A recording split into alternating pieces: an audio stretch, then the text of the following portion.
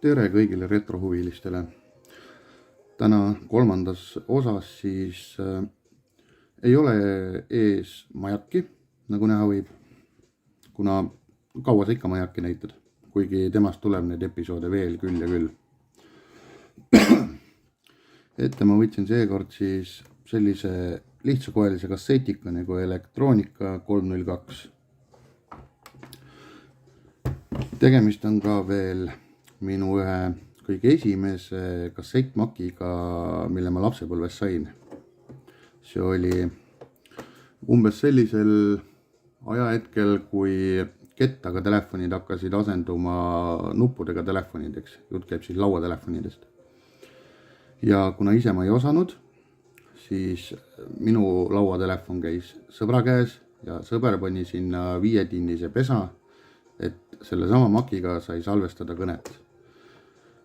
Miks seda vaja oli, ma isegi mitte ei mäleta, aga äge oli ta igal juhul.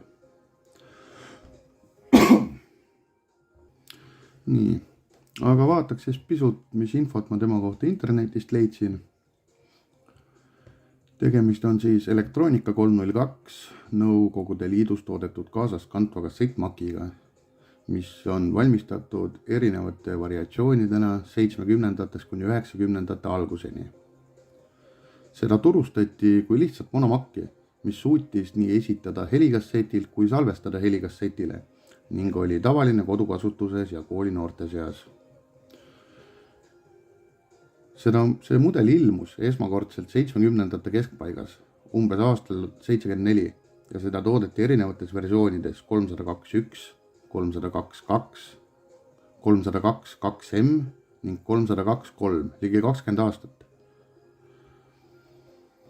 Üsna pikalt toodeti siis ikka teda.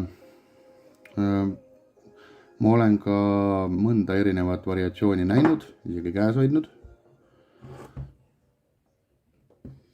Hind oli tal ka omal ajal kaunis krõbe, tervelt 144 rubla. Aga räägiks siis natukene tema peamistest omadustest.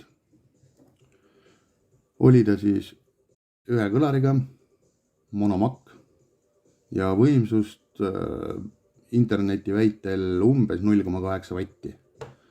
Sagedusala on ligikaudu 63 kuni 10 000 hertsi.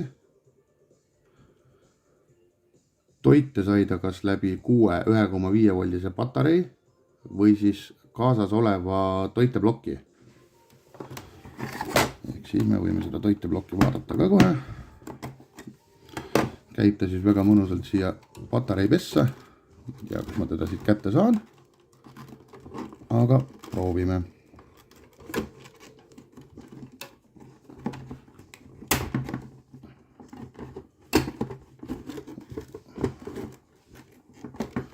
Vot siis selline jurakas.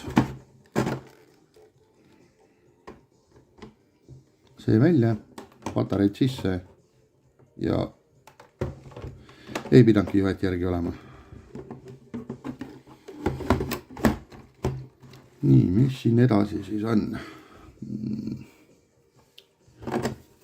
Paneme kaanega kinni. Vaatame edasi, mis pesad tal siis on. Siin avaneb kohe esimese pesana meil kõrvaklapid, liiniväljund, mikrofon ning liinisisend. Endal seestel mikrofoni ei ole, see oli eraldi seisvana. Nuppudest rääkides, lihtne, robustne disain, play, edasikeerimine, tagasikeerimine, lindistus, paus ja kassetikaane avamine ning stopp ühes. Ja see nupp ka aitab kassetti väljutada. Kui nüüd esipaneeli juurde tagasi tulla, siis ta ongi see väga lihtne. Helivalidus, tämber ja lindistuse regulatsioon sama pote all. Lihtne mehaaniline kell lindistuseks ja klahvid. Ei midagi üleliigset. kaalub ta umbes 3,5 kilo.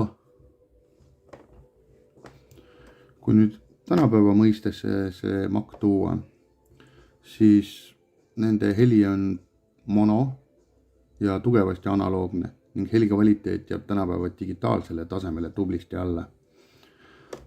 Aga iseenesest ta ei olnud toona juba mõeldud muusika nautimiseks audiofiili tasemel, vaid pigem praktiliseks kasutamiseks, kõnede lindistamiseks ja muud sellist.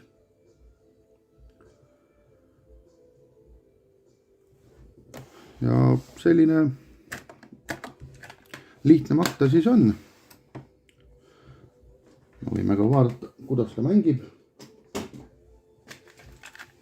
Kuna selle konkreetse makki ma sain ühe väga hea sõbra käest, ta lihtsalt kinkis selle mulle ja enne seda tegi ta selle ka korda. Et suur aitäh, ta ise teab, kes ta on.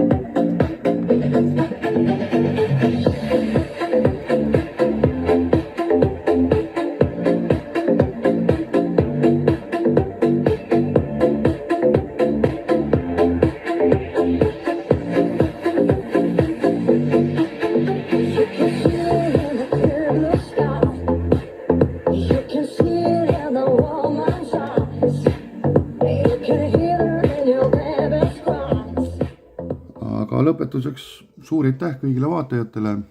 Kui teile meeldis see sisu, ärge unustage pöialt panna, ärge unustage kanalit tellida ja väga-väga tänulik oleks, kui te ka jagaks seda kanalit. Aga seniks kõike head ja kohtumiseni järgmises videos.